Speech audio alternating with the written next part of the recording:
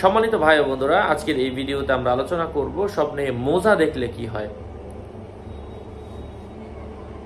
মোজা দেখার ব্যাখ্যা কি, সাথে আছে আমি জুবায়ের বিন ইমাম। মোজা বা মোজা জাতীয় জিনিস সাধারণত ধন সম্পদ ও সম্পদের হেফাজত বুঝিয়ে থাকে। অতএব মোজা যদি দুর্গন্ধ না হয় তাহলে যাকাতের মাধ্যমে তার মাল হেফাজত হবে এবং সে উত্তম প্রশংসার অধিকারী হবে। আর তা দুর্গন্ধ হওয়া দুর্নাম ও বদনামের আলামত বহন করে থাকে। স্বপ্নে মোজা পুরাতন কাপড় দেখা, সদকা ও জাকাত ইত্যাদি না দেওয়ার আলামত বোঝায়। কেউ কেউ বলেন স্বপ্নে দুই মোজা পরিধান করা সমুদ্র সফর বোঝায়। আর অস্ত্র সহ মোজা পরিধান করা হলে তা বিপদ আপদ থেকে রক্ষা পাওয়ার আলামত। নতুন মোজা পরিধান করা বিভিন্ন দুর্ঘটনা থেকে রেহাই ও মাল হেফাজতের পরিচায়ক। যদি অস্ত্র না থাকে তাহলে এটা বিপদ সংক্রান্ত। মোজা ছোট হওয়া এটা মুসিবতে গ্রেফতার হওয়ার আলামত বহন করে। কেউ কেউ বলেন ঋণ ও বন্দিত্বের আলামত। স্বপ্নে নতুন মোজা পরিধান করতে দেখা শক্ত বিপদ থেকে রক্ষা পাওয়ার আলামত বহন করে।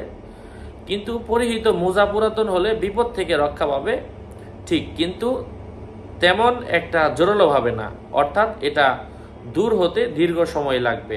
স্বপ্নে পোশাক ও চাদর সহ মোজা পরিধান করা মর্যাদা, প্রভাব প্রতিপত্তি, জীবিকায় উন্নতি সাধন ও সচ্ছলতার প্রতীক। শীতের আগমনে মোজা পরিধান করা ভালো, তবে গ্রীষ্মকালে দুশ্চিন্তার প্রতীক।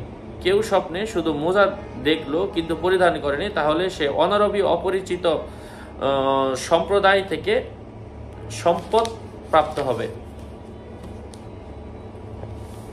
এ বিষয়ে সাধারণ যে পাতলা মোজাগুলা পাওয়া যায় এগুলো যদি কেউ পরে তাহলে সতী নারীকে বিবাহ করার আলামত বুঝতে হবে। এবং মোজা নিজের পায়ের নিচে যদি এটা ফাটা দেখে তাহলে এটা বিবাহ বিচ্ছেদের আলামত। কেউ স্বপ্নে দেখলো যে তার মোজার উপর দিয়ে নেকড়ে, বাঘ কিংবা শিয়াল দৌড় দিল, তাহলে এটা একজন ফাসিক ব্যক্তিকে বোঝায় যে স্বপ্নদ্রষ্টার স্ত্রীকে কেন্দ্র করে তাকে হত্যা করে দিবে।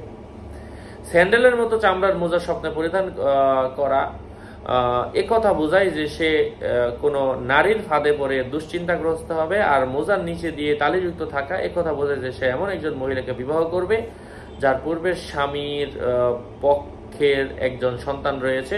সফরের ইচ্ছুক ব্যক্তি লাল মোজা পরিধান করা এটা ভালো। কেউ কেউ বলেন তার দুটি মোজা চুরে নিয়েছে, যদি এটা দেখে তাহলে এর অর্থ হচ্ছে সে মুসিবতে পতিত হওয়ার আলামত। আরো আপডেট পেতে সাথেই থাকবেন। আসসালামু আলাইকুম ওয়া রাহমাতুল্লাহি ওয়া বারাকাতুহু।